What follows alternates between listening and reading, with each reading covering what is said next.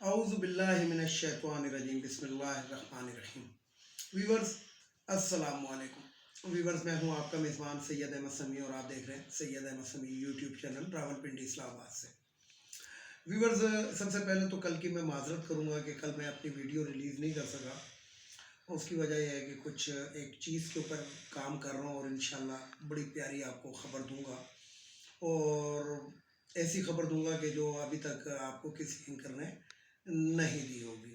تو بہرحال آج کے موضوع کی طرف آتے ہیں۔ تو سب سے پہلے تو میں آپ کو بتاؤں کہ آج اسلام آباد ہائی کورٹ کے اندر محسن بیگ صاحب پیش ہوئے۔ پہلے تو انہوں نے وہ ڈرامہ رچایا تھا، وہ بیوی والا جو چکر آج کل چل رہا ہے نا، جیسے جسٹس قاضی فائز عیسیٰ کی بیگم پیش ہو گئی تھی، نواز شریف کی بیٹی پیش ہو گئی ہے، نواز شریف خود بھگوڑا ہوا ہے۔ اسی طریقے سے انہوں نے بیگ صاحب نے بھی سوچا کہ بیگم جائے گی، کوئی آنسو شانسو پائے گی، کچھ کرے گی، یہ کرے گی وہ کرے گی تو شاید بیل مل جائے۔ تو آج اسلام آباد ہائی کورٹ نے بیل نہیں دی۔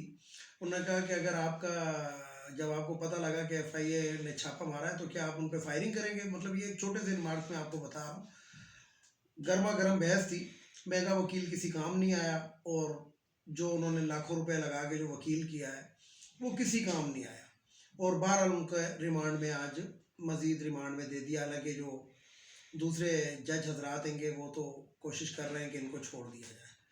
تو یہ ایک سب سے پہلی خبر تھی۔ دوسری خبر یہ تھی کہ جیسا کہ آپ کو معلوم ہو کہ کوشش کی گئی تھی کہ وہ جو جج صاحب ہیں گے جنہوں نے چھاپے کو غیر قانونی قرار دیا تھا، تو پہلے تو حکومت نے کہا تھا کہ ان کے خلاف ہم ریفرنس دائر کریں گے، لیکن پھر ریفرنس کے بجائے ابھی جو ہے وہ یہ ہے کہ ان کے خلاف جو ہے وہ جوڈیشل کونسل کے اندر بھیجا جائے گا، اور جس کو قانون کہتے ہیں کہ قانون کے اندر رہتے ہوئے سب کچھ کام کیے جائیں گے۔ تو میں آپ کو یہاں پہ پھر وہی والی بات کروں گا کہ دیکھیں سر عام یہ چیزیں چل رہی ہیں کہ کس طریقے سے ایک مجرم کو بچانے کی کوشش کی ہے۔ مجرم بھی وہ جو مالدار مجرم ہو، اشرافیہ جس کو کہتے ہیں، ایک اور دوسرے ٹرم کے اندر کہتے ہیں کہ ایک پوری چین ہے۔ یعنی کہ آپ یہ دیکھیں کہ کوئی بھی طاقتور جو ہے وہ اس ٹائم سلاخوں کے پیچھے نہیں ہے۔ وہ کیوں نہیں ہے؟ ان کے پاس ایک تو پیسہ بے دریغ ہے، اور پیسہ جو ہے وہ حرام کا ہے، حلال کا تو ہے نہیں۔ اس لیے مہنگے سے مہنگا وکیل، اور پھر وکیل صاحب جو ہوتے ہیں وہ اس قسم کی ہچیں، اس قسم کی وہ جو کسی غریب کے لیے نہیں لڑیں گے۔ کسی غریب کو تو الٹا پھنسا کر آئیں گے کہ جی میرا بندہ جو ہے وہ مجرم ہے تو بس میری درخواست ہے کہ کم سے کم سزا دی جائے۔ لیکن مالدار لوگوں کو بچانے کے لیے بہرحال یہ مافیات سارے ایک ہیں۔ میں یہی کہوں گا، اس سے زیادہ میں روزانہ ہی کہتا ہوں۔ اب بات کرتے ہیں کہ شہباز شریف صاحب نے ایک ملاقات کی جہانگیر ترین سے، تو ایک بڑا کرارا قسم کا تھپڑ جو ہے وہ شہباز شریف کو پڑ گیا۔ سب سے پہلے تو کاف لیگ، ایم کیو ایم، اور اب جو ہے وہ جہانگیر ترین صاحب نے کہا میں کسی حال میں بھی، یہ میں اپنے ذاتی سورس سے آپ کو بات بتا رہا ہوں، اور وہ سورس ایسا ہے کہ جہانگیر ترین صاحب کے بہت ہی قریبی شخصیت جو ہے میرے بڑے اچھے دوست ہیں، تو انہوں نے مجھے بتایا کہ جناب جہانگیر ترین کسی بھی حال میں عمران خان کو چھوڑنے کے لیے تیار نہیں ہے۔ تو بم بن کے تو گرے گی یہ خبر۔ جو لوگ جو ہیں جو مجھے بھی یوٹیوب کے اوپر اور فیس بک کے اوپر اس طرح کے میسیج بھیجتے رہتے ہیں، کہتے ہیں تمہارا لیڈر، تو میرا لیڈر بھی وہ پاکستان کا لیڈر ہے اور پاکستان کا وزیر اعظم ہے۔ آپ چیں کریں یا پیں کریں، وہ وزیر اعظم ہے باہر۔ تو بہرحال ان کے لیے ایک اچھی خبر نہیں ہے کہ جہانگیر ترین نے انکار کر دیا۔ اب ایک خبر آپ کو اور دیتا چلوں کہ بہت ہی پاناما لیک آئی تھی، آپ کو پتہ ہوگا، دوسری تیسری لیکیں بھی آتی رہی ہیں۔ اب ایک پنڈورا باکس ایسا کھلنے والا ہے کہ اس کے اندر بہت پاکستانیوں کے نام ہیں، اور جو لوگ کہتے تھے نا کہ ایک دھیلے کی کرپشن نہیں کی، ان کے نام سب سے اوپر ہی ہیں۔ تو اسی کے اوپر میں کام کر رہا ہوں، اور انشاءاللہ پوری کی پوری لسٹ لے کر آؤں گا کہ کون کون بنا کروڑ پتی کتنے ادوار کے اندر۔ نواز شریف صاحب کہتے ہیں کہ میرے والد صاحب جدی پشتی امیر تھے، اور شہباز شریف کہتا ہے کہ میں غریب باپ کا بیٹا ہوں۔ پتہ نہیں اس میں کون سی سچ ہے کون سی حقیقت ہے۔ اور باقاعدہ خواجہ سعد رفیق کا ایک بیان ہے کہ نواز شریف جو تھا یہ ان لوگوں کی 10 مرلے کی ایک فاؤنڈری تھی. اب ملوں کی تعداد ہی نہیں پتہ کہ فیکٹریاں کتنی ہیں, شوگر ملیں کتنی ہیں. اور اس کے اندر ایک اور بھی بات آپ کو بتاؤں کہ جو جسے کہتے ہیں شوگر مل ہے ان کی, ایک اتفاق شوگر مل, اس کے اندر شراب کی بھٹی بھی ہے. یہ میں نہیں کہہ رہا, یہ یوٹیوب اس سے بھرا پڑا ہے, اور ادھر سے حمزہ شہباز نے بڑا پیسہ بھی کمایا ہوا ہے. تو اب یہ کس قانون کے تحت, کیونکہ گنے کے رس سے بہرحال شراب بنتی ہے, تو یہ ان کے کرتوت ہیں اور یہ ان کی باتیں ہیں. اور بغض عمران کہہ لیں یا آپ یہ کہہ لیں کہ اقتدار کے حوث کے اندر یہ اتنے پاگل ہو چکے ہیں کہ بس کسی بھی طرح اقتدار ملے. یقین جانے جب ان کے چہرے دیکھتا ہوں ٹی وی کے اوپر, دوسرے میڈیا کے اوپر, سوشل میڈیا کے اوپر, تو ایک نحوست سی جسے کہہ رہے ہیں برس رہی ہے. وہ نحوست یہ کس نے کہا تھا؟ یاد کریں کہ جو ان کے صدر پاکستان تھے عارف الوی صاحب سے پہلے, جو نون لیگ کے نے منتخب کیے تھے, جن کو لوگ کہتے تھے کہ جناب یہ ان کی برگر شرگر کی دکان ہے کہ بنس روڈ کراچی کے اندر, انہوں نے یہ کہے تھے. اور یہ میں نے ان کی باقاعدہ ویڈیو بڑی ڈھونڈ کے شیئر بھی کیے لوگوں کے ساتھ کہ ذرا اس بندے کو سنو یہ کس کے بارے میں بات کریں, اور پھر موجودہ تصویر بھی نواز شریف کی دیکھ لوں. تو مریم نواز کے لیے بھی اچھی خبر نہیں ہے, کیونکہ خان صاحب جو ہیں وہ ایکشن میں آ چکے ہیں, اور جسے کہتے ہیں کہ خوفناک قسم کا ایک اسپیل کرا رہے ہیں. اور جو دوسرے بیٹسمین ہیں گے وہ بڑے ڈرے اور خوف کے اس کے اندر محسوس ہو رہے ہیں. یہاں پہ ایک اور خبر بھی آپ کو دوں کہ پشاور کی ایک طاقتور شخصیت ہے, ان سے نون لیگ والے بڑے ڈرے ہیں. اب یہ طاقتور شخصیت کون ہے؟ تو یہ صرف ان کو بدنام کیا جا رہا ہے. میں یہ بھی آپ کو بتا دوں, کیونکہ وہ جو شخصیت ہے, میرا بذات خود تعلق پشاور سے ہے. میں پشاور کے اندر پیدا ہوا, پشاور میں نے تعلیم حاصل کی, اور ابھی ریسنٹلی میں 2 دن پہلے پشاور سے ہو کر آیا ہوں.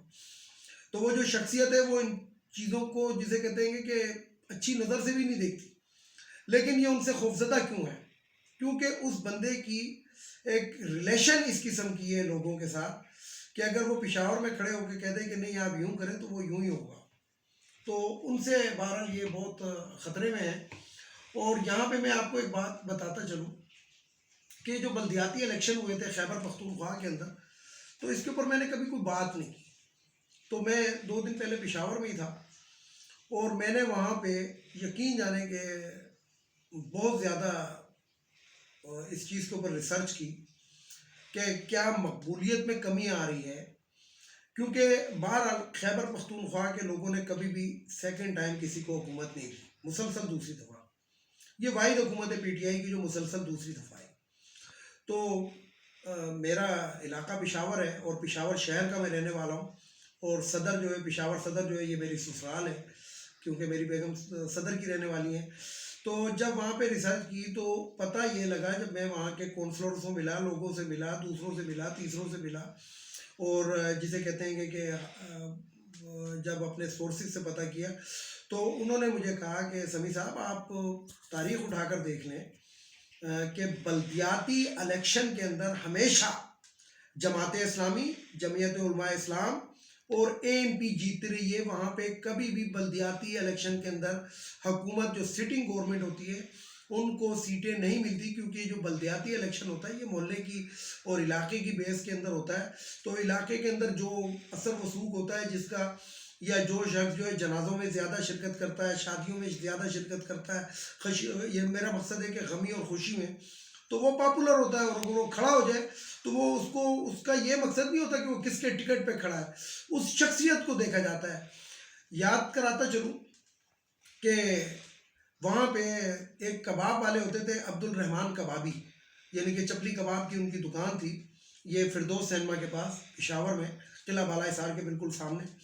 تو وہ بہت دفعہ الیکشن جیتتے رہے, اور وہ آزاد امیدوار جیتتے رہے, اور ظاہری بات ہے وہ ذرا پڑھے لکھے نہیں تھے لیکن رن کرتے رہے. تو مقصد یہ ہے کہ یہ جو بلدیاتی الیکشن ہے یہ کسی خوش فہمی کا شکار کوئی بھی نہ رہے. خیبر پختونخوا جو میری ریسرچ ہے, جو میرا سروے ہے, اس کے مطابق آج بھی وہ پاکستان تحریک انصاف کا طاقتور قلعہ ہے. اب میں آپ کو ایک اور بات بتاؤں کہ جو ہماری معزز عدالتیں ہیں، میں نے اپنے پچھلے ویلاگ کے اندر ایک بات کی تھی، تو مجھے بڑی حیرت ہوئی، اور خاص طور پہ سپریم کورٹ آف پاکستان کے اوپر، کیونکہ یہ پاکستان کے اندر جو 4 چیف ہوتے ہیں، 4 چیف، اس میں سے ایک چیف جو ہوتا ہے وہ سپریم کورٹ آف پاکستان کے اندر ہوتا ہے، اور یعنی کہ جسے کہتے ہیں کہ پوری کی پوری پاکستانی قوم ان کی طرف دیکھتی ہے. لیکن مجھے سمجھ نہیں آیا کہ عبد القدیر خان کو، ڈاکٹر عبد القدیر خان صاحب کو فوت ہوئے کافی دن ہو گئے، اور ان کا 24 فروری کو کیس کیسے لگایا کہ جناب ان کو آزادانہ گھومنے پھرنے کی، یعنی کہ دیکھیں ان کی زندگی کے اندر وہ کیس کیوں نہیں لگا. بے شک اپنا اجازت دیتے، آپ کچھ بھی کر سکتے تھے، لیکن اگر ان کی زندگی کے اندر اس کیس کو لگایا جاتا تو کیا بہتر نہ ہوتا، کیا اچھا نہ ہوتا، کیا ہم سرخرو نہ ہوتے دنیا کے اندر. کیونکہ دنیا میں 138 میں 138 عدالتوں کے اندر سے، عدالتی نظاموں میں سے ہمارا 128واں نمبر ہے، کیونکہ ہم بہت تیز ترین انصاف مہیا کرتے ہیں، خاص طور پہ اشرافیہ. ہم تہخانوں میں بھی چلے جاتے ہیں، ہم جو جس کا باپ لندن میں بیٹھا اس کو پاکستان میں بیل دے دیتے ہیں کہ جناب آپ جائیں اس کی تیمارداری کریں. پتہ نہیں وہ کون سی تیمارداری ہے. تو حکومت نے کچھ بل منظور کیے ہیں، اس کے اندر ایک بل یہ بھی منظور کیا ہے کہ جو فیک نیوز سے مراد ہے کہ جھوٹی خبر جو شخص دے گا اس کو 5 سال قید ہو سکتی ہے، اور ان بیلیبل، یعنی کہ وہ بیل نہیں ہو سکتی اس کے اندر. بہت زبردست بات ہے. اب میرا خیال ہے کہ جو ہمارے صحافی حضرات ہیں، جو کسی کی چڑیا اڑتی ہے، کسی کا حدود اڑتا ہے، کسی کا کچھ اڑتا ہے، میرا خیال ہے وہ اوقات میں آ جائیں گے. اس لیے اوقات میں آئیں گے کہ ان کو آنا پڑے گا. یہ چڑیاں کچھ نہیں ہیں. ایک ہوتا ہے علم الیقین، ایک ہوتا ہے عین الیقین. تو اب آپ خود اندازہ لگائیں کہ چڑیاں جو اڑتی تھیں، ایک وہ سلیب لفافی ہے گا، ساری زندگی اس نے لفافہ لیا. ایک وہ ثنا بچہ صاحبہ آئیں گی. ان کا بیک گراؤنڈ اگر میں آپ کو، میں کراچی میں 25 سال رہا ہوں، مجھے ثنا بچہ کے بارے میں سب کچھ پتا ہے. تو وہ جو ہے اس کو کن القاب سے لوگ نوازتے ہیں، نوکرانی اور ٹوکرا فلانا ڈمکانا. تو جھوٹ کے پلندے ہیں ان کے پاس، اور یہی لوگ زیادہ شور کر رہے ہیں اس لیے کہ انہوں نے کبھی سچ کی صحافت کی ہی نہیں ہے. ویڈیو کو لائک کریں، شیئر کریں، سبسکرائب کریں، بیل آئیکن کے بٹن کو ضرور دبائیں تاکہ میری نیکسٹ ویڈیو آپ کو مل سکے. اس کے ساتھ اجازت چاہوں گا. اجازت چاہنے سے پہلے میرے روایتی جملے، ان اخوانیوں کو ہمارے ملک سے اب چلا جانا چاہیے، اور حکومتوں کو چاہیے، اب موجودہ حکومت ہو یا آئندہ جو آنے والی حکومت ہو، بلکہ یہی اگر پیپلز پارٹی اپنا کنٹینیو کرتی ہے تو عمران خان کو بھی اس بارے میں بھی سوچنا چاہیے. یہ جو 40 لاکھ اخوانی ہے اس کو ان کے ملک بھیجنا چاہیے. بالکل پاکستان کے اندر اب ان کی گنجائش نہیں ہے. دوسری کہ جو خواتین کی مخصوص نشستیں قومی اسمبلی، صوبائی اسمبلی، سینٹ، یہ ختم ہونی چاہیے. ہم غریب ملک کے 40% ہمارے بجٹ کے اوپر ایک ایکسٹرا بوجھ پڑا ہوا ہے. اور میں نے ایک ویلاگ کے اندر ان کی مراعات بتائی تھی. تقریباً لاکھوں لیٹر پیٹرول جو ہے یہ مہینے کا یہ لوگ یوز کر لیتے ہیں مفت میں، قوم کے پیسوں سے. تیسرے نمبر کے اوپر جو بھگوڑا لندن میں بیٹھا ہے اس کو شرم و غیرت کرنی چاہیے، واپس آ جانا چاہیے.